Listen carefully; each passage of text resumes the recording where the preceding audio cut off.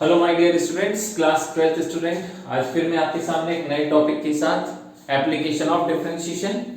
मेरे last video में हमने जो टॉपिक डिस्कस करा था वो था इनवर्स ट्रिग्नोमेट्रिकल फंक्शन। देन आज मैं जो डिस्कस करूंगा application of derivative. Application of derivative में आज हम डिस्कस करेंगे मोनोटोनिक फंक्शन।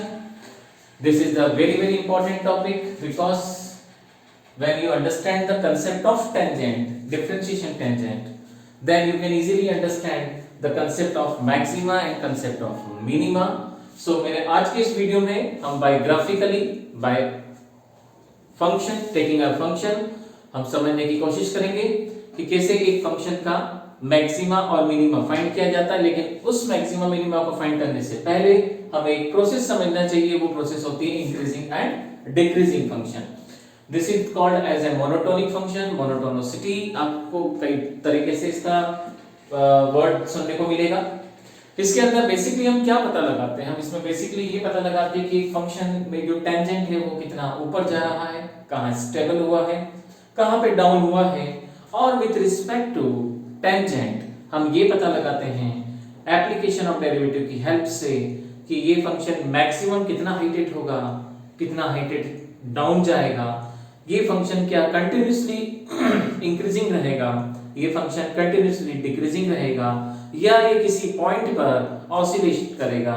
जहां पे ये ऑसिलेशन करेगा उस पॉइंट पर ये अपना नेचर चेंज करेगा, इंक्रीजिंग से डिक्रीजिंग या डिक्रीजिंग से इंक्रीजिंग, या फिर हो सकता है इंक्रीजिंग से और ऊपर इंक्रीज हो जाए या डिक्रीजिंग से और नीचे डिक्रीज हो जाए। सो ये सभी कॉन्सेप्ट हम इस टॉपिक में डिस्कस करते हैं। This is a very important topic.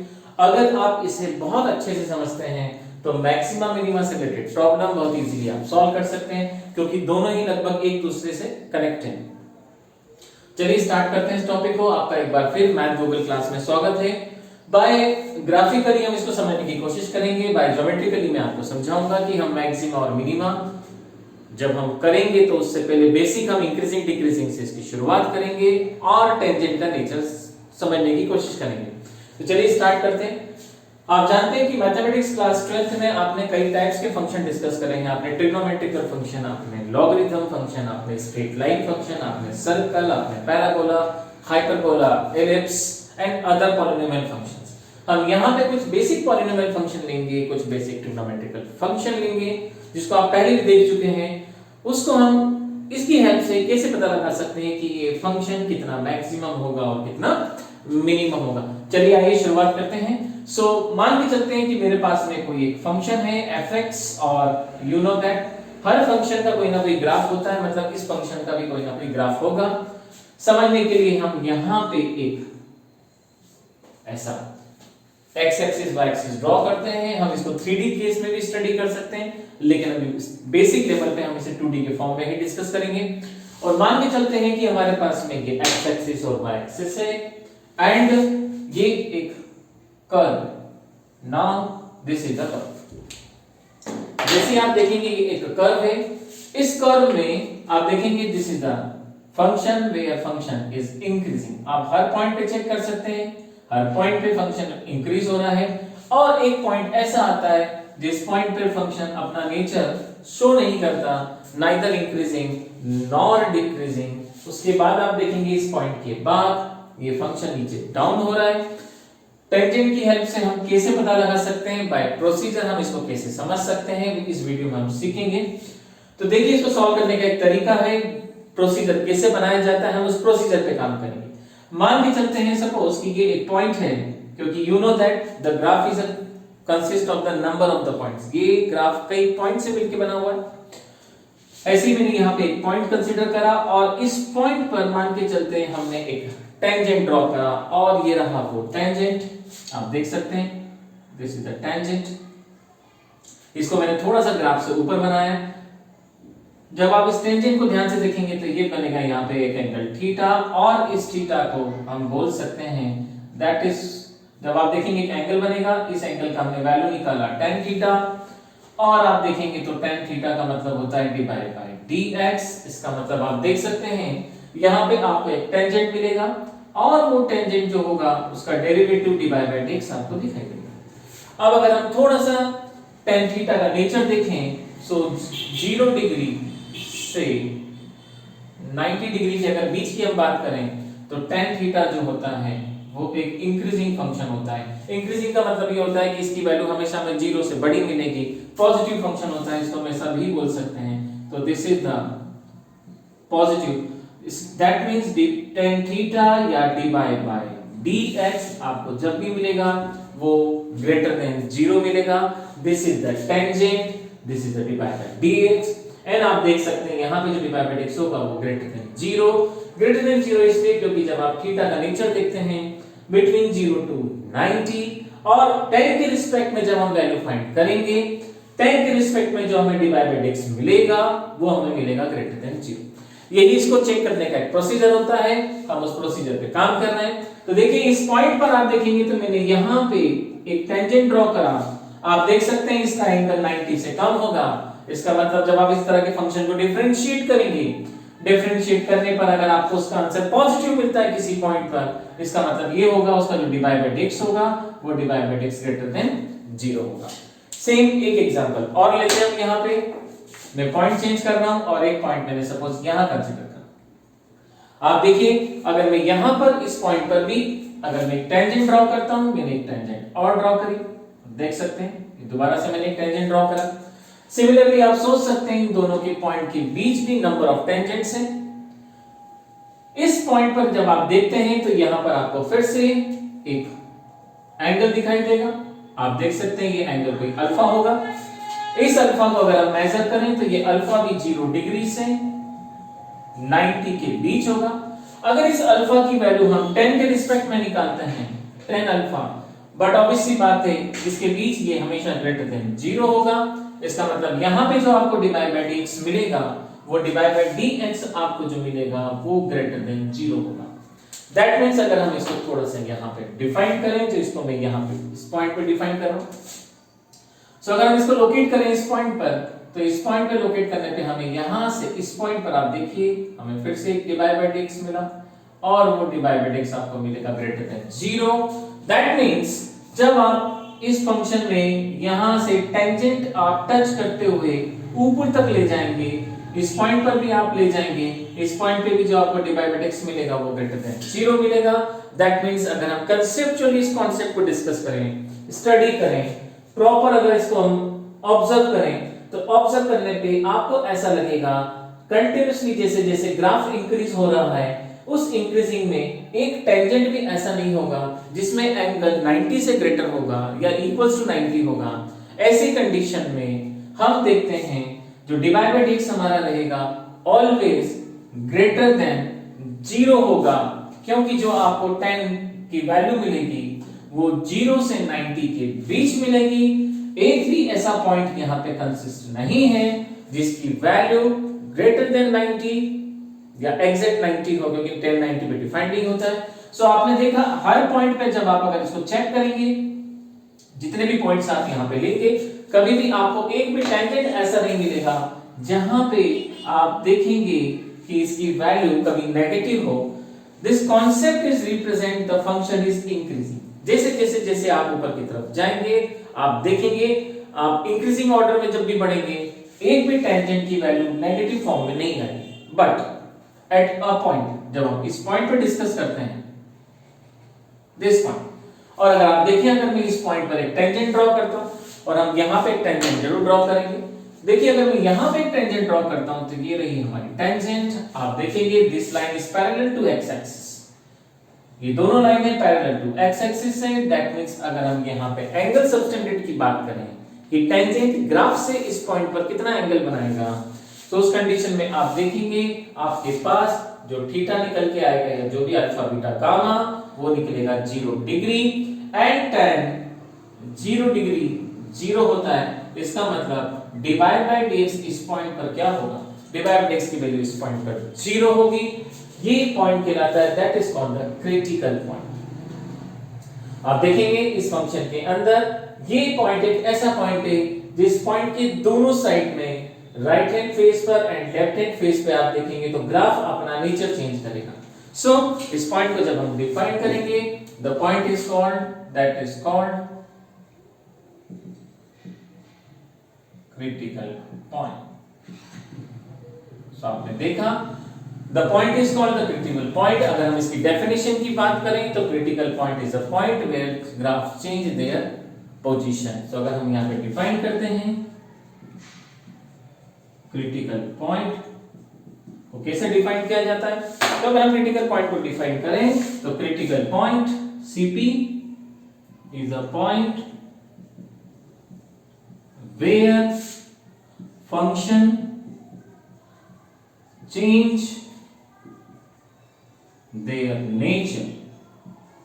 जब जिस पॉइंट पे फंक्शन अपना क्या चेंज करेगा, जहां पे फंक्शन अपना नेचर चेंज करेगा, the point is called that is called the critical point. And every critical point आप देखेंगे जब हम बात करते हैं उस क्रिटिकल पॉइंट की, तो वहां पे जब हम बात करेंगे उसकी टेंजेंट की, सो टेंजेंट एट सीपी मतलब क्रिटिकल पॉइंट, जब भी हम क्रिटिकल पॉइंट की टेंजेंट की बात करेंगे तो आप देखेंगे dy by dx always equals to 0। जब हम देखते हैं यहां पे हम जब क्रिटिकल पॉइंट की बात करते हैं तो उस पॉइंट पर जब भी dy by dx हमें मिलेगा वो dy by dx हमें यहां पे 0 मिलेगा। सो क्रिटिकल पॉइंट का जब आपने डेफिनेशन देखा, सो क्रिटिकल पॉइंट का डेफिनेशन आप देखेंगे, सो dy by dx always be greater than 0.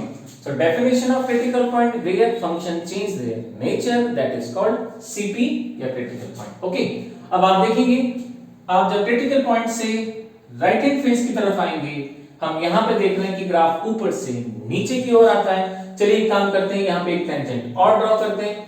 Suppose मैंने एक पॉइंट और कंसीडर करा, आप देख सकते हैं this is the point and इस पॉइंट पे हमने एक टेंजेंट और ड्रॉ करी, दिस इज द टेंजेंट। अब आप देखिए इस पॉइंट पे जब आप टेंजेंट ये एक लाइन आप बनाते हैं, so you can easily observe these are the two different angles, both lines are parallel, but आप देखेंगे यहाँ पे एंगल 0 और 90 के बीच, लेकिन जब आप इसको मेजर करेंगे तो ये एंगल ऑलवेज ग्रेटर देन 90, ये एंगल हमेशा 90 से बड़ा आएगा। जब आप देखते हैं कि यहाँ पे आपको एक एंगल मिला, मान लेते हैं एंगल मिला हमें बीटा, जब हम इसको मेजर करते हैं तो आप देखेंगे बीटा की वैल्यू अब 90 और 180 के बीच वेरी करेगी। सो यहां से अब थोड़ा सा कॉन्सेप्ट चेंज होगा आपके फंक्शन का। बीटा यहां पे जब आप देखेंगे सो 90 डिग्री ओपन लगेगा, यहाँ पे tan थीटा कभी भी 90 पे डिफाइंड नहीं होता, दिस इज द बीटा, और आप देखेंगे this is the 180 degree. Beta की वैल्यू वेरी करेगी इस पे, अगर आप इसके रिस्पेक्ट में बीटा के रिस्पेक्ट में tan की वैल्यू निकालेंगे, ये ऑलवेज आपको मिलेगा यहां से नेगेटिव। इसका मतलब जब आप dy by dx निकालेंगे, सो आपको जो dy by dx मिलेगा वो dy by dx मिलेगा आपको लेस देन 0। दैट मींस इस पॉइंट पर जब आप वैल्यू फाइंड करेंगे, सो dy by dx की वैल्यू इस पॉइंट पर आपको मिलेगी लेस देन 0। आप देख सकते हैं दोनों में डिफरेंस, जैसे जैसे आप नीचे की तरफ आएंगे आपको एक भी टेंजेंट पॉजिटिव नहीं मिलेगी, इसका एंगल हमेशा ग्रेटर देन 90 होगा। So this is the basic difference between these two graph. इस ग्राफ में आपने देखा tangent always greater than 0, derivative इसका आएगा वो ग्रेटर देन 0। यहां आपने देखा तो इसका derivative less than 0, so dy by dx is less than 0। Similarly आप एक पॉइंट और कंसीडर कीजिए, I am taking the another point, अगर मैं यहां पे एक पॉइंट और कंसीडर करता हूं, now again I am making tangent, you can easily see that आपको एक एंगल और मिलेगा, मान लेते हैं this is the angle alpha beta and this is the angle is the gamma. Now you can easily see that अगर आप फिर इसके रिस्पेक्ट में देखेंगे तो एंगल गामा भी 90 और 180 के बीच होगा। उस कंडीशन में आप देखेंगे सो tan गामा की वैल्यू अगेन आपको जो मिलेगी वो मिलेगी नेगेटिव, और नेगेटिव वैल्यू जब आपको मिलेगी इसका मतलब यहां से जो आपको dy by dx मिलेगा अगेन लेस देन 0 मिलेगा। तो जब आप इसको देखेंगे, इसको सॉल्व करेंगे, तो आप चेक कर सकते हैं यहां पे this is the dy by dx is less than 0. So this is the basic difference between these two geometry. आप देख सकते हैं यहां पे ग्राफ इंक्रीज हो रहा है, यहां ग्राफ डिक्रीज हो रहा है। By tangent we can easily understand with put any value and to check where the function is increasing at point or decreasing at the point. This is the procedure. इस procedure में देखिए मैंने सिर्फ एक oscillation लिया था, इस oscillation में हमने देखा ये है। अब इसी ऑसिलेशन को एक बार और इंक्रीज करेंगे हम। मान लेते हैं कि ये फंक्शन कुछ इस प्रकार से मूव कर रहा है। Now I am taking the like this. You can easily see that we have a one oscillation, now we have a second oscillation, and this time again we have a third oscillation. You can easily see that function is increasing at this point, now decreasing at this point. Again this is the critical point जहां पे tangent हो जाएगा इसकी parallel, मतलब d by x 0. Again function is increasing, now again function is decreasing. So you can easily observe that, आप देख सकते हैं बहुत आसानी से कि इस टेंजेंट को हम थोड़ा सा और इंक्रीज करते हैं। यहां पे इस ग्राफ को थोड़ा सा इसका ऑसिलेशन सही कर देते हैं हम। सो देखिए इस ग्राफ में हमने यहां पे चेंज करा।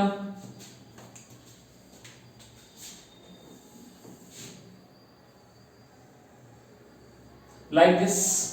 सो आप देखेंगे oscillation oscillation and oscillation, number of 3 oscillation आप देख सकते हैं। Now you will make a number of tangents. आप टेंजेंट बनाते जाइए। आप एक टेंजेंट यहां बना लीजिए, आप चेक कर सकते हैं। Again you can make tangent, यहां पे आपको फिर मिलेगा एक, आप देख सकते हैं इस पॉइंट पर दोबारा से आपको एक एंगल मिला। यहां पे एंगल हमने माना कोई एंगल हुआ ये कोई एंगल ए ले लेते हैं, और उस कंडीशन में आप देखेंगे तो फिर इसका जो dy by dx मिलेगा वो dy by dx is again less than 0. So आप देखेंगे function is the increasing, function is the decreasing at this point.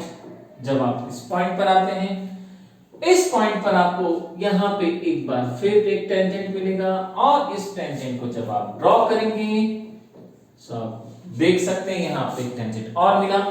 इस टेंजेंट में जब आप फाइंड करेंगे dy by dx, देखिए दोनों पैरेलल लाइंस हैं और दोनों पैरेलल लाइन इस एक्स एक्सिस के पैरेलल है। इसका मतलब यहां पे फिर आपको एक एंगल मिलेगा, मान लेते हैं एंगल B, उसकी वैल्यू निकल के आएगी 0। आप देख सकते हैं यहां पे angle B। Then again dy by dx equals to मिलेगा आपको 0। That means you have a two critical point. आप देख सकते हैं एक CP होगा, इसे हम CP बोल सकते हैं। सो this is the one CP, this is the second CP। dy by dx is 0, dy by dx is again 0, एक dy by dx 0 यहां पे मिलेगा आपको। आप देख सकते हैं CP में, इस CP के जब आप लेफ्ट साइड देखेंगे ग्राफ ऊपर से नीचे आ रहा है, जब आप इसके राइट हैंड साइड तरफ देखेंगे तो ग्राफ नीचे से ऊपर जा रहा है। और डेफिनेशन आपके सामने है, critical point is a point where function change their nature, such kind of the expression is called, that is called critical point. अब आपने इसमें देखा फंक्शन डाउनवर्ड होने के बाद फिर अपवर्ड की ओर मूव करेगा। आप यहां पे नंबर ऑफ टेंजेंट्स ड्रॉ करते जाइए। सपोज अगेन आप एक टेंजेंट और ड्रॉ करते हैं इस पॉइंट पर, और यहां से आपने एक टेंजेंट और बनाया।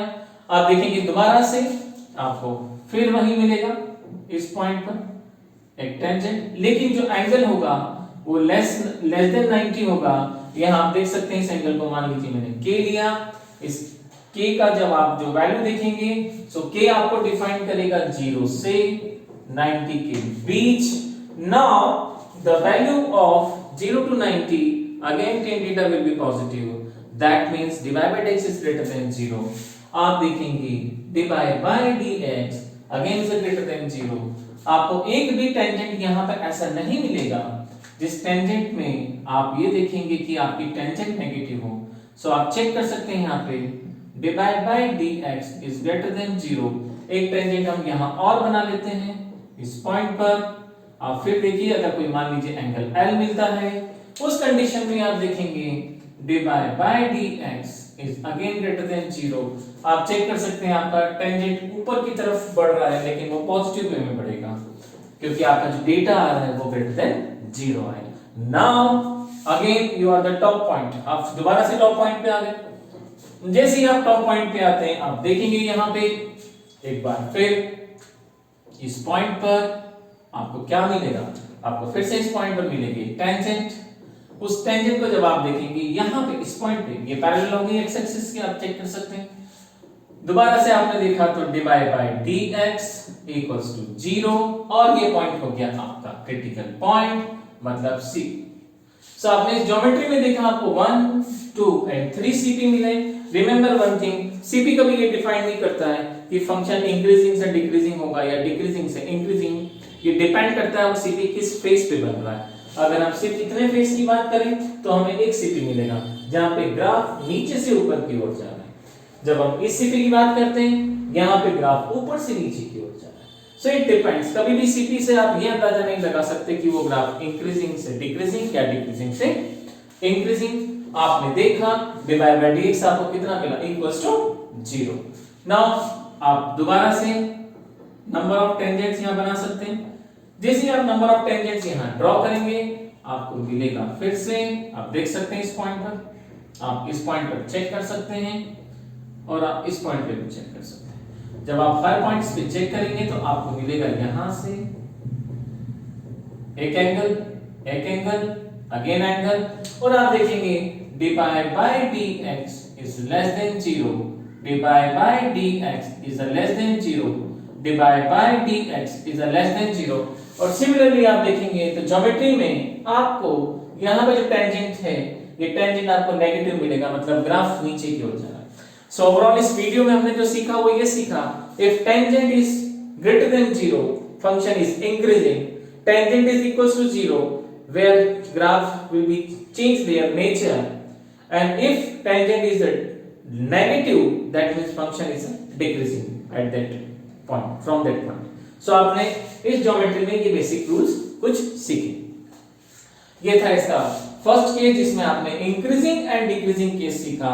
हम इसके आगे डिस्कस करेंगे इसका सेकंड फेज, इसको मैं यहां से आई एम रबिंग नाउ। सो आपने देखा पहला फेज आपके सामने, अब मैं आपके सामने इसका एक सेकंड फेज दे रहा हूं। इस सेकंड फेज में हम ये देखेंगे क्रिटिकल पॉइंट के बाद भी ग्राफ इंक्रीजिंग से और इंक्रीजिंग होगा और डिक्रीजिंग से भी डिक्रीजिंग हो सकता है। ये डिपेंड करता है कि ग्राफ का नेचर किस तरह का है। तो सपोज मानिए हम यहाँ पे एक ज्योमेट्री और ड्रॉ करते हैं, this is the second geometry. देखिए मैंने यहाँ पे एक ज्योमेट्री और लिया। इस ज्योमेट्री में जब आप चेक करेंगे तो देखिए जरा ध्यान से, suppose this is the graph is increasing, आप देख सकते हैं ग्राफ हर पॉइंट पे इंक्रीज होगा, कुछ स्टेबिलिटी के बाद यहां से दोबारा से ग्राफ इंक्रीज हो जाता है। आप देखेंगे ग्राफ फिर से बढ़ने लगा। यहां पे आप देखेंगे तो ग्राफ में छोटा सा चेंज आया था, एक ठहराव आया था, ग्राफ थोड़े टाइम के लिए स्टेबल हुआ और फिर इंक्रीज हो गया। जब आप इस तरह की ज्योमेट्री देखेंगे, सो इन पॉइंट्स पर जब आप नंबर ऑफ टेंजेंट्स ड्रॉ करेंगे, इन पॉइंट्स पर जब आप नंबर ऑफ टेंजेंट्स देखेंगे, सो यहां आप देख सकते हैं tangent again you can see that tangent again tangent and again tangent. Her tangent में आप देखेंगे यहां पे इस पॉइंट पर आप देखेंगे तो ये जो पॉइंट आपको दिख रहा है that is the critical point. इस पॉइंट पर ये क्रिटिकल पॉइंट है जहां पे आपको मिलेगा divide by dx equals to 0। But आप इस पॉइंट्स पे देखेंगे इन दोनों पॉइंट पे, सो यहां पे आपको मिलेगा divide by dx greater than 0, divide by dx greater than 0। इस पॉइंट पे आप देखेंगे अगेन एंगल 0 और 90 के बीच, divide by dx is greater than 0, divide by dx is greater than 0। और ये लगातार आप देखिए ग्राफ इंक्रीज हो रहा है। Such kind of the graph is called strictly increasing graph। ऐसे ग्राफ कहलाते हैं strictly increasing, जो continuously increase होते हैं, जिसमें आप एक CP मिल सकता है, मोर देन वन CP मिल सकते हैं। उस पॉइंट के बाद ग्राफ फिर से ऑसिलेट होगा और ऊपर की ओर मूव करेगा। इस वीडियो से ये आप दो एग्जांपल से सीख सकते हैं कि critical point is doesn't mean that where 100% graph will change their nature increasing to decreasing or decreasing to increasing. It depends the graph increasing at point again it will be increasing. Similarly अगर हम इस geometry का थोड़ा सा reverse case study करें और reverse case में आप देखें यहाँ पे कि देखिए क्या हो सकता है, तो इसी ज्योमेट्री को हम थोड़ा सा टर्न अप चेंज कर दें इसका और आप देखेंगे एट अ पॉइंट अगेन आप देखेंगे you can easily see that, observe that there number of the tangents are possible।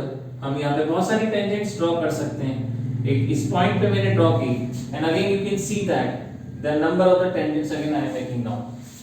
At this point, at this point, at this point, and it is a very very important point. आप देख सकते हैं. Now again this point and again this point. आप देखेंगे यहाँ पे dy by dx आप देख सकते हैं less than 0. एंगल आप देखेंगे greater than 90, 90 से बड़ा बन रहा है, tan थीटा नेगेटिव होगा. इस पॉइंट पर भी आप देखेंगे यहाँ पे dy by dx again greater than 0. जब भी आप टेंजेंट ले जाएंगे इस पॉइंट पे, अगर आप यहाँ पे ले जाते हैं आपको फिर से dy by dx मिलेगा less than 0. But it is very important, आप यहाँ पे जब dy by dx रखेंगे, so value of dy by dx is equals to 0 and this point is called, that is called the critical point. आप देखेंगे CP होगा जहां पे डेरिवेटिव 0 है. But again you can easily see that this is another tangent, एक tangent और है आपके पास, बट एंगल ग्रेटर देन 90, 90 पे tan थीटा नेगेटिव होता है. सो dy by dx is a less than 0. Now again the same phase, dy by dx is a less than 0. आप देख सकते हैं this is the strictly increasing graph, this is the strictly decreasing graph at a point जहां पे graph थोड़ा सा stable हुआ, again वो डाउन हुआ. So such kind of the function is called, that is called the strictly increasing or strictly decreasing graph. जैसे straight line की geometry हम देखेंगे, लाइन या तो ऊपर जाएगी बढ़ती जाएगी या लाइन नीचे की तरफ डाउनवर्ड करेगी, दोनों नेचर शो कर सकती है line.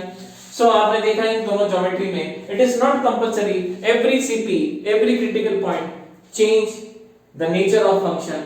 It depends, maybe it's a strictly increasing function, maybe strictly decreasing function, neither increasing nor decreasing, किसी पॉइंट पे बढ़ेगा किसी पॉइंट पे घटेगा. राइट. सो आज के वीडियो में जो आपने देखा उस वीडियो में मैंने कुछ एग्जांपल्स लेकर आपको इसको समझाया. नाउ अब हम बात करते हैं प्रोसीजर. बोर्ड में, बोर्ड एग्जाम में, फाइनल एग्जाम में हमें इसको कैसे सॉल्व करना है और इसका पैटर्न क्या हो सकता है सॉल्व करने का, हम उस पॉइंट पे डिस्कस करेंगे. सो ये बेसिक्स ज्योमेट्रिकली हमने यहाँ पे डिस्कस करा. अब हम by procedure, by subjective work कैसे किया जाता है हम उसको समझने की कोशिश करेंगे. तो चलिए मैं आपके सामने कुछ एग्जांपल्स लेता हूं. सो इस टॉपिक में इंक्रीजिंग एंड डिक्रीजिंग में हम मोनोटोनिसिटी डिस्कस करते हैं. मोनोटोनिसिटी का मतलब आपको उस ग्राफ का नेचर चेक करना है, कहां पे ग्राफ इंक्रीजिंग है, कहां पे डिक्रीजिंग है, कंटीन्यूअसली इंक्रीजिंग है, कंटीन्यूअसली डिक्रीजिंग है. हम वो पॉइंट निकालते हैं. The point is called the critical point. So ये कुछ बेसिक बातें हैं जो आपको इस टॉपिक में पता होना चाहिए. और एप्लीकेशन ऑफ डिफरेंशिएशन में जब आप देखेंगे maximum, minima and increasing decreasing, ये दोनों ही प्रॉब्लम्स बहुत इंटरेस्टिंग प्रॉब्लम्स होती हैं. इनको सॉल्व करने में हमें कंसेप्ट यूज करना पड़ता है और अगर हमें थोड़ा सा बेसिक लेवल का नॉलेज है तो ये प्रॉब्लम बहुत इजीली हम सॉल्व कर सकते हैं. इससे रिलेटेड हम कुछ प्रॉब्लम डिस्कस करते हैं यहाँ पे. Right. So suppose I am taking the problem, मान के चलते मैं आपके सामने एक बहुत सिंपल प्रॉब्लम ले रहा हूं and problem is fx equals to, मैंने एक फंक्शन लिया and fx is a x square. Right. और मुझे दे रखा है x is a element of r, मतलब ये x जो होगा वो कंप्लीट r को बिलोंग करेगा. आप जानते हैं कि पैराबोलिक इक्वेशन है and x is a element of r. यहाँ पे इसका वेटेज बहुत ज्यादा होता है.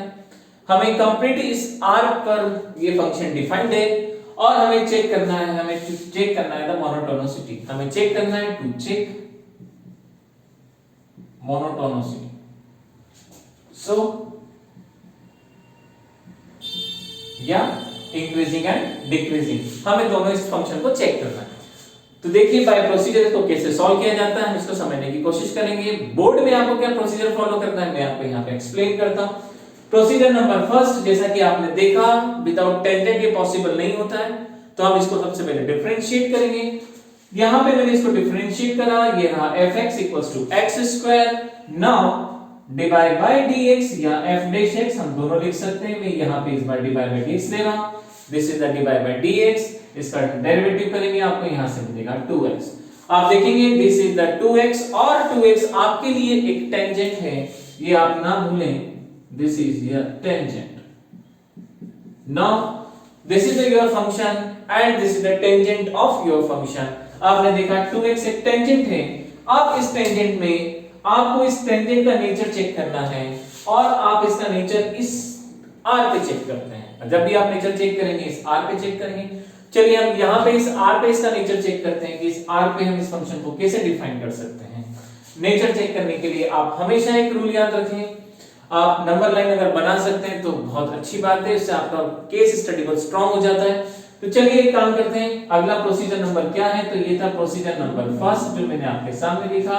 आप फंक्शन को सबसे पहले डिफरेंशिएट करेंगे। नाउ प्रोसीजर नंबर 2, आपको चेक करना है क्रिटिकल पॉइंट, आप फाइंड करेंगे सीपी। सो सेकंड प्रोसीजर में आपको क्या करना है, सेकंड प्रोसीजर में आपको करना है फाइंड क्रिटिकल पॉइंट। बिना क्रिटिकल पॉइंट के हम ये डिफाइन नहीं कर पाएंगे कि फंक्शन किस पॉइंट पर स्टेबल हुआ है और उसके दोनों तरफ उसका नेचर क्या है। तो आप जानते हैं जब भी आप सीपी फाइंड करेंगे मतलब क्रिटिकल पॉइंट में आप जानते हैं dy by dx ऑलवेज 0 होता है। इसका मतलब जो आपका सेकंड प्रोसीजर होगा, तो सेकंड प्रोसीजर में जब आप इसमें कंपेयर करेंगे so dy by dx equals to आप 0 से कंपेयर करेंगे। चलिए सॉल्व करते हैं इसको यहां से। सो जैसे ही हमने सॉल्व करा 2x इक्वल्स टू 0, 2 इनटू में है, नीचे जाएगा डिवाइड हो जाएगा। ओवरऑल आप देखेंगे तो x का जो हमें वैल्यू मिलेगा वो x का वैल्यू हमें मिलेगा 0, और ये जो आप 0 पॉइंट देख रहे हैं this is the critical point, यही आपका सीपी, ये आपका क्रिटिकल पॉइंट मिला। आपको जब भी क्रिटिकल पॉइंट मिले उसके बाद आप एक जरूर काम करें, you just make a line, आप एक लाइन ड्रॉ करें, और ये लाइन डिपेंड करती है आपको क्या डोमेन दे रखा है। आपका डोमेन R है, सो आप एक काम करिए, एक लाइन ऐसे ड्रॉ कीजिए।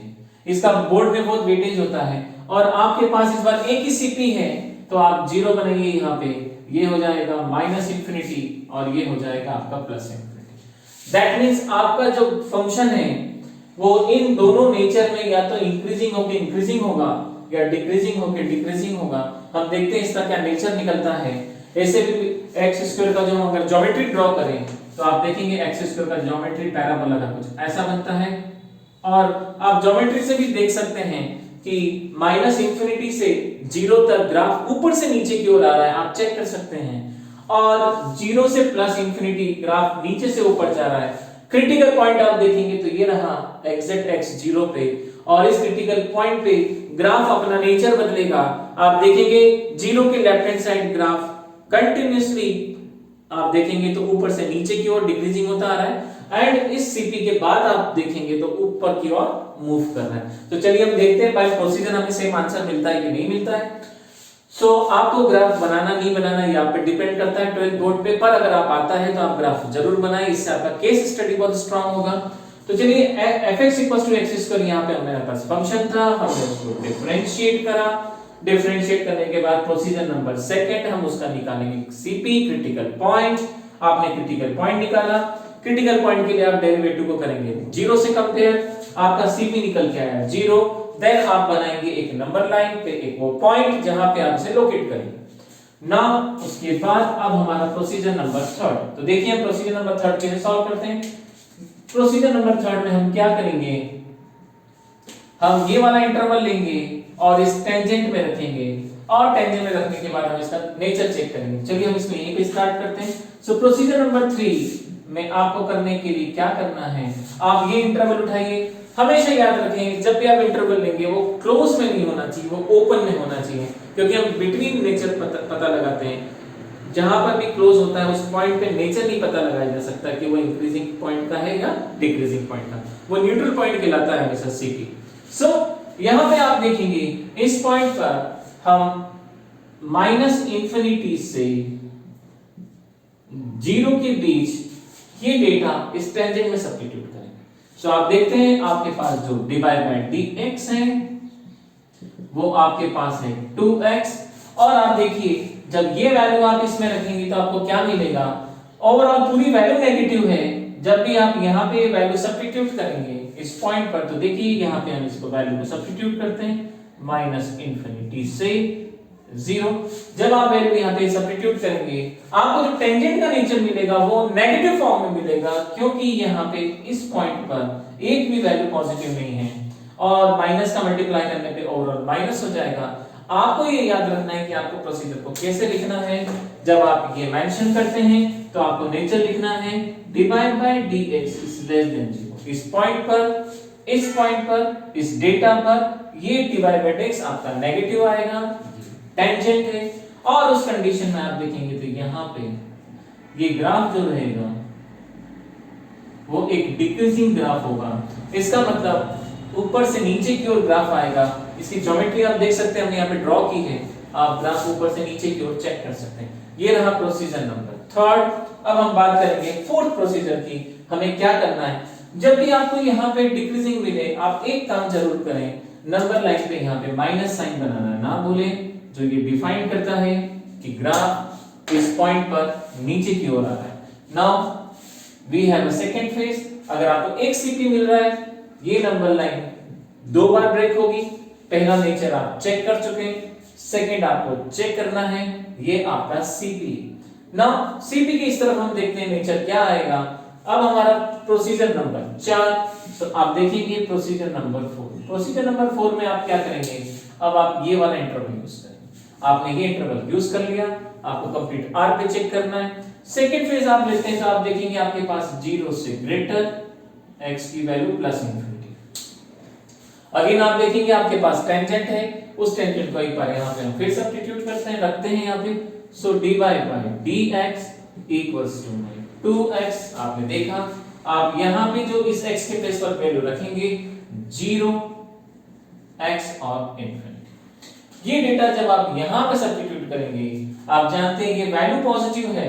पॉजिटिव वैल्यू जब इससे मल्टीप्लाई होगी तो आंसर प्लस में ही आएगा, मतलब ओवरऑल टेंजेंट आपकी प्लस में होगी। आपको एक एक पॉइंट पे चेक नहीं करना है, आप सीपी के इस पूरे इंटरवल पे चेक करेंगे।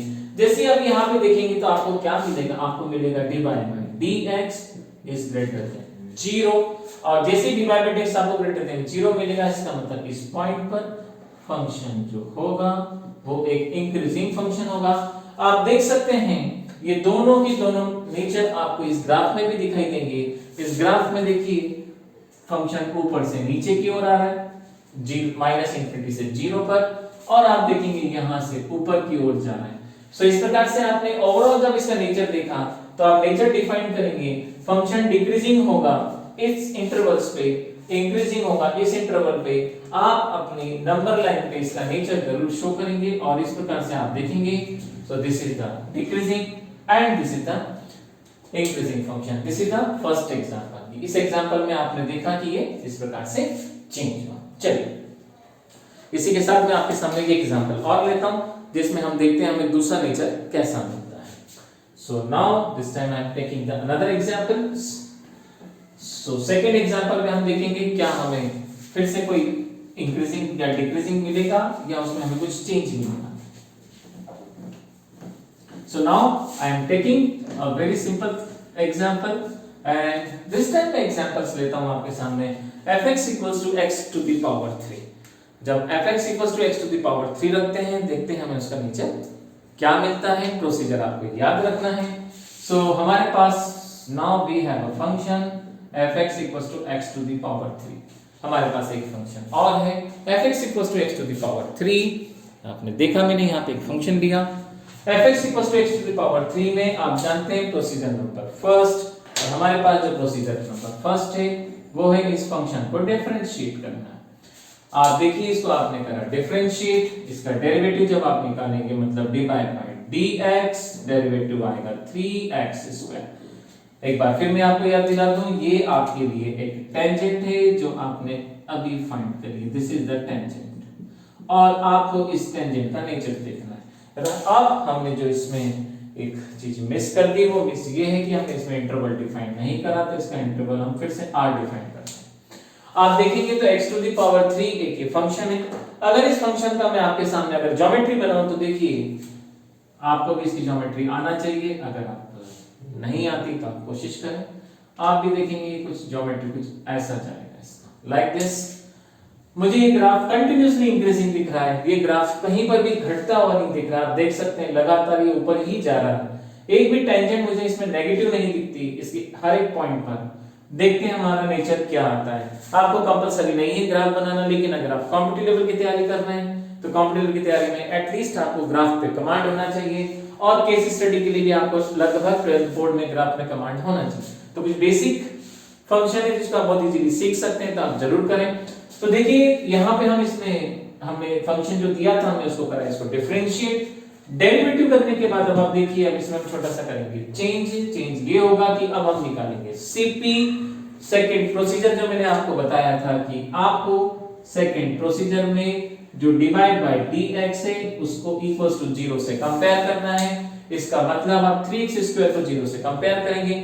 चलिए हम यहां पे 3x² को 0 से कंपेयर करते हैं। आप देख सकते हैं 3 इंटू से डिवाइड में जाएगा 0 हो जाएगा, x² इक्वल्स टू 0।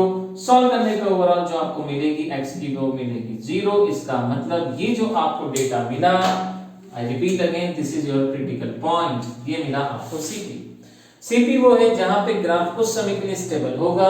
आप देख सकते हैं ये टेंजेंट ही है x एक्सिस, ये कुछ समय के लिए स्टेबल हुई और स्टेबल होने के बाद फिर ये ऊपर की ओर मूव करेगी। आप चेक कर सकते हैं ये हर पॉइंट पे टेंजेंट और यहाँ पे भी एक टेंजेंट है जो आपको बिल्कुल कोइंसाइड करती हुई दिखेगी x एक्सिस पे। ना अब ये दोबारा से इंक्रीज होगा, जैसे ही दोबारा से इंक्रीज होगा आप देखेंगे इसका नेचर हमें क्या मिलेगा। तो ओवरऑल इस पूरे फंक्शन में जो आपको CP मिला वो एक CP मिला, उसकी वैल्यू है 0, जैसा कि मैंने आपको पहले क्वेश्चन में सिखाया था। जैसे ही आपको CP मिले आप एक नंबर लाइन बनाना ना भूलें। This is the 0, this is minus infinity, this is plus infinity. ये नंबर लाइन इस r पे डिपेंड करती है। ये r आपको क्या दे रखा है, यहाँ कंप्लीट डेटा दे रखा था तो मैंने कंप्लीट लाइन बना दी। अगर यहाँ पे नेचुरल नंबर होता या कुछ और होता था उस तरीके से इसको ड्रॉ करते। चलिए आगे इसको सॉल्व करते हैं। तो प्रोसीजर नंबर फर्स्ट ये रहा इसका डेरिवेटिव, प्रोसीजर नंबर सेकंड आपने लिखा था क्रिटिकल पॉइंट मतलब CP। थर्ड प्रोसीजर हम बात करेंगे कि हमें अब नेचर चेक करना है। तो चलिए थर्ड प्रोसीजर में हम यहीं से स्टार्ट करते हैं। प्रोसीजर नंबर 3 आपके पास में ये रही टेंजेंट, हम देख सकते हैं आप यहाँ पे ये रहा आपका टेंजेंट, ये रहा आपका CP, क्रिटिकल पॉइंट है 0। अब आप ये वाला फेज इस्तेमाल करेंगे और ये फेज है माइनस इंफिनिटी से। ये पूरा डेटा आप रखेंगे इस टेंजेंट में, टेंजेंट आपके सामने है। तो चलिए हम यहाँ पे रखते हैं divide by dx equals to 3x²।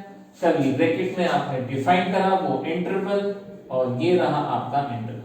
अब आप देखिए जब आप नेगेटिव वैल्यू इस फंक्शन में x² में रखेंगे, स्क्वायर कभी भी नेगेटिव वैल्यू का आंसर नेगेटिव नहीं देता है। इसका मतलब इसका आंसर हमें हमेशा मिलेगा पॉजिटिव।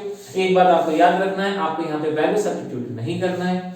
जैसे ये डेटा आपने यहाँ पे सब्स्टिट्यूट करा आप देखेंगे आपकी टेंजेंट कभी नेगेटिव नहीं होगी। आप कुछ भी नेगेटिव वैल्यू यहाँ पे रखेंगे स्क्वायर के कारण वो पॉजिटिव होगी। आप इसको सॉल्व कीजिए यहाँ से, तभी आपको आंसर प्लस में ही आएगा। बट आपको वैल्यूज नहीं रखना है, आपको ये इंटरवल पे चेक करना है क्योंकि आप CP से वो पूरा इंटरवल निकाल चुके हैं जहां पे ग्राफ अपना नेचर शायद बदले। सो ये जब वैल्यू आप यहाँ पे सब्स्टिट्यूट करेंगे आपको मिलेगा डिवाइड बाय dx एंड आपको मिलेगा divide bye x greater than 0 और उसको आप डिफाइन करेंगे कि इस इंटरवल पे ये फंक्शन जो होगा एक इंक्रीजिंग फंक्शन होगा। प्लस जैसा कि मैंने आपको बताया आप यहाँ पे लगाएंगे प्लस का साइन, ये आपने लगाया पॉजिटिव साइन। नाउ आगे बढ़ते हैं। नेक्स्ट हम प्रोसीजर नंबर 4 फोर्थ प्रोसीजर पे हम जैसे आगे बढ़ेंगे आप देखेंगे आपको ये इंटरवल यूज करना है। इस इंटरवल में आप क्या करेंगे, इस इंटरवल के अंदर भी आप इसी टेंजेंट में वैल्यू रख के उसका नेचर चेक करेंगे। सो चलिए आपके पास जो टेंजेंट है डिवाइड बाय dx हम दोबारा से उसको लिख लेते हैं और इंटरवल लिखना ना भूलें हम, तो हम यहाँ पे इंटरवल जरूर डिफाइन करते हैं। इस बार हमारा इंटरवल 0 से प्लस इंफिनिटी होगा। ये पूरा डेटा हम टेंजेंट में रखते हैं। So divide by dx equals to 3x²। My dear students procedure अगर आप सही फॉलो करेंगे आपके मार्क्स नहीं डिडक्ट होंगे। ये पूरा वैल्यू आपको इस फंक्शन में सब्स्टिट्यूट करना है। ये आपके लिए टेंजेंट है, भूले नहीं। इस टेंजेंट में जब आप ये वैल्यू रखेंगे आप देखिए ये ऑलरेडी पॉजिटिव वैल्यू है, ये स्क्वायर है, अगेन पॉजिटिव ही आंसर मिलेगा। आप देखेंगे डिवाइड बाय dx आपको कितना मिला, अगेन ग्रेटर देन 0। आपने नेचर लिखा यहाँ पे this is the increasing.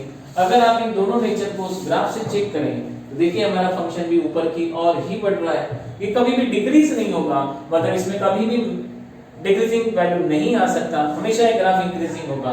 So overall जब आप यहाँ पे देखते हैं तो आपको ग्राफ इंक्रीजिंग हो रहा है। आप यहाँ पे प्लस लगा दीजिए और आप इसको लिखेंगे इस फंक्शन को this is the strictly increasing function. ये लगातार बढ़ने वाला फंक्शन होगा, इसमें कभी भी आपको डिक्रीजिंग वैल्यू नहीं मिलेगी, it is a continuously increasing function. दो एग्जांपल्स आपके पास, दोनों में सीपी सेम आया, दोनों सीपी 0 थे, लेकिन एक में नेचर आपने देखा ग्राफ डिक्रीजिंग से इंक्रीजिंग हो रहा है, सेकंड में नेचर आपने देखा ये इंक्रीजिंग से लगातार और इंक्रीजिंग हो रहा है, right. Now this is the okay, now I am taking the another example. अब मेरा थर्ड एग्जांपल जो होगा, मैं एक ट्रिग्नोमेट्रिक फंक्शन का एग्जांपल लेता हूं। इन फंक्शंस को आप कई बार यूज कर चुके हैं, देखते हैं हम यहां से उसको इस प्रोसीजर से कैसे चेक करते हैं। तो चलिए एक बहुत सिंपल सा फंक्शन लेते हैं जो हम बार बार पढ़ चुके हैं, कई बार हमने उसको करा है, और वो फंक्शन है हमारा sin x। तो हमारा अगला फंक्शन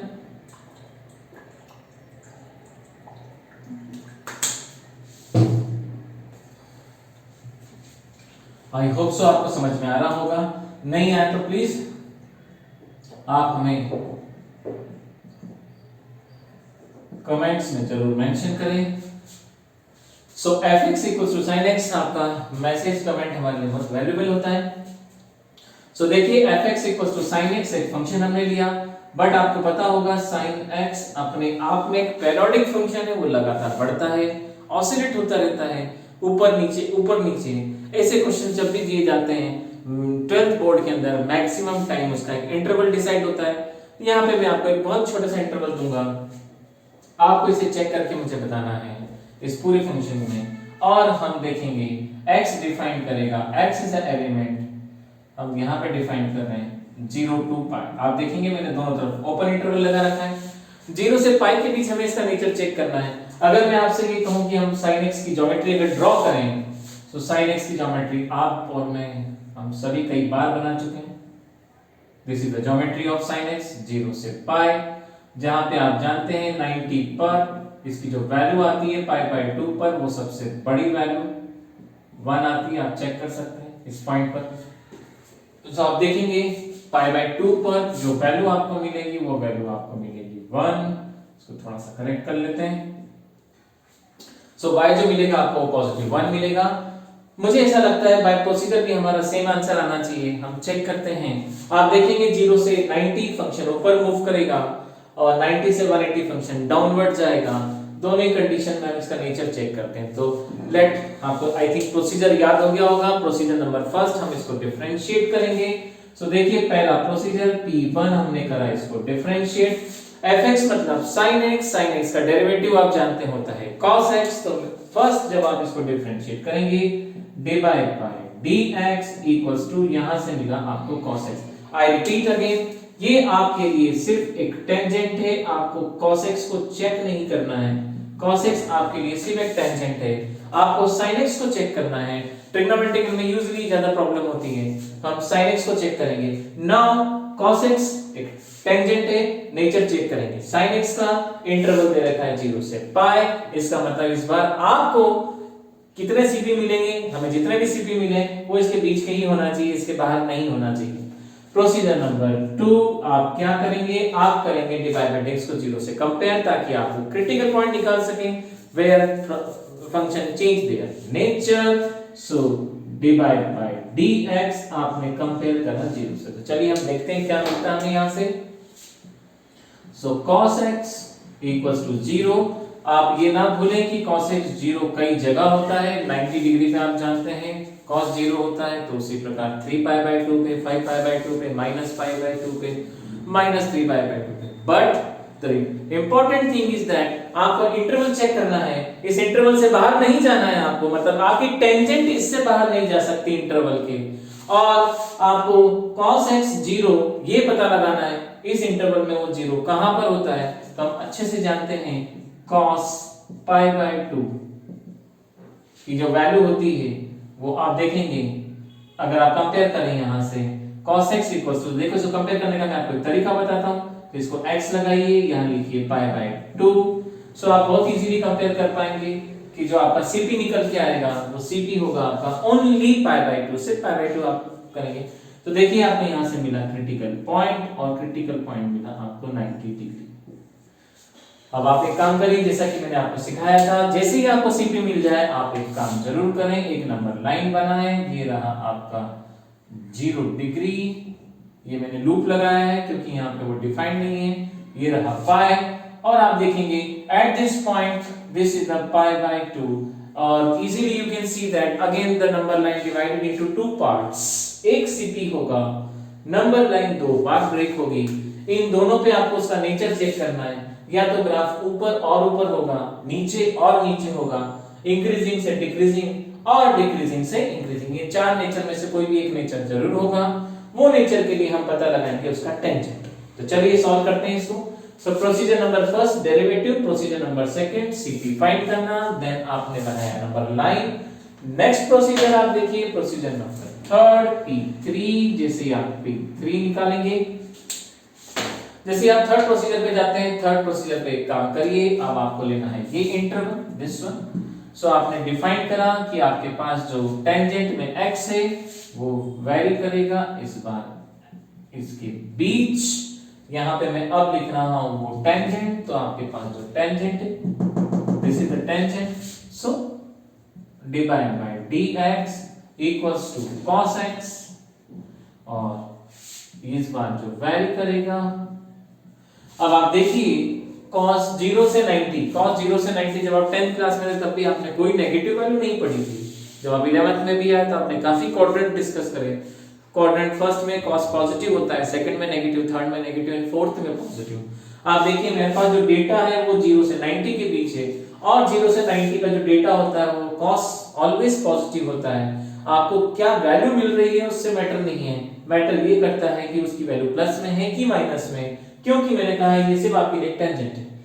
जब आप cos x को चेक करेंगे 0 से 90, 0 से 90 का मतलब होता है फंक्शन हो जाएगा पॉजिटिव। देखिए यहाँ पे डिवाइड बाय x आपको ग्रेटर देन 0 मिलेगी, सो आप लिखेंगे divide by dx is greater than 0, और जैसे आप divide by dx greater than 0 लिखते हैं इसका मतलब उस पॉइंट पे जो फंक्शन होगा वो होना चाहिए इंक्रीजिंग। आप चेक कर सकते हैं, ज्योमेट्री आपके सामने है, साइन 0 से लेकर 90 तक नीचे से ऊपर की ओर मूव करेगा, ये निकल के आया आपका CP, और CP भी देखिए बिल्कुल आपका पाई बाय 2 पे आ रहा है, चेक कर सकते हैं आप। नाउ तो यहाँ पे आपको मिला फेज, वो रहा आपका इंक्रीजिंग। आप एक काम करेंगे, यहाँ बनाएंगे प्लस का साइन जिसको रिप्रेजेंट करेगी आपकी नंबर लाइन की, यहाँ पे फंक्शन ऊपर की ओर जाएगा। नाउ प्रोसीजर नंबर थर्ड के बाद अब प्रोसीजर नंबर 4, प्रोसीजर नंबर 4 में हम फिर से वही करेंगे, इंटरवल यूज करेंगे सेकंड, जहां पे आप डिफाइन करेंगे कि आपका जो x होगा वो वेरी करेगा 90 देख सकते हैं आप और 180 के बीच, और ओपन इंटरवल ही लगाएंगे आप, क्लोज में नहीं चेक होती है टेंजेंट। अब आप देखिए इसके बीच जब आप टेंजेंट वैल्यू निकालेंगे तो हमें यहां से क्या मिलेगा, तो चलिए इसको आगे सॉल्व करते हैं। डिवाइड बाय dx और टेंजेंट हो गया cos x, आपने इंटरवल डिफाइन करा पाई बाय 2 से। अब आप देखिए अभी मैंने आपको कहा था cos सेकंड क्वाड्रेंट में नेगेटिव होता है, 90 से 180 cos हमेशा नेगेटिव वैल्यू देगा। इसका मतलब जब ये फंक्शन में आप या टेंजेंट में ये वैल्यू रखेंगे आपका डिवाइड बाय x नेगेटिव आएगा। जब आप इसको सॉल्व करेंगे तो देखिए यहाँ पे जो आपको मिलेगा divide by dx is less than 0, और अगर आपको divide by x less than 0 मिलता है दैट मींस इस पॉइंट पर इस इंटरवल पे ग्राफ नीचे आएगा, और आप देख सकते हैं दिस इज द नेगेटिव, और फंक्शन इंक्रीजिंग होगा देन डिक्रीजिंग, ज्योमेट्री आपके पास में है। आप देख सकते हैं 90 से जब हम टेंजेंट ड्रॉ करेंगे नीचे की तरफ, उस कंडीशन में हम देखेंगे तो ये टेंजेंट नीचे की ओर आएगी, और इस इंटरवल में आपको एक ही सीपी मिलेगा। वन फेज पे आप देखेंगे इसके लेफ्ट हैंड फेज पे ग्राफ इंक्रीजिंग होगा, इसके राइट हैंड फेज पे ग्राफ डिक्रीजिंग होगा। सो ओवरऑल इस पूरे फंक्शन में आप देख सकते हैं this is the procedure 1 2 3 and 4। Overall answer आप लिखेंगे this is the neither increasing and not decreasing. So ये आपके सामने एग्जांपल था। सिमिलरली आप चाहें तो एक एग्जांपल और लेके इसको सॉल्व कर सकते हैं, आप चाहें तो cos x भी ले सकते हैं। हम एक फंक्शन और यहां पे लेंगे और वो फंक्शन होगा cos x का। सो लेट इसको हम सॉल्व करते हैं। सपोज मैंने यहाँ पे एक फंक्शन लिया fx equals to cos x, interval हम यहाँ पे ले लेते हैं -π/2 से प्लस पाई बाय 2।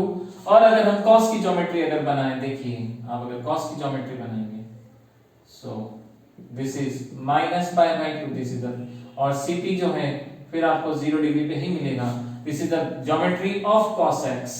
अब आप देखिए यहाँ पे हम इसको चेक करेंगे। इस बार इस क्वेश्चन को हम चेक करने के लिए प्रोसीजर नंबर 1, आपने इसको फर्स्ट प्रोसीजर को आपने देखी।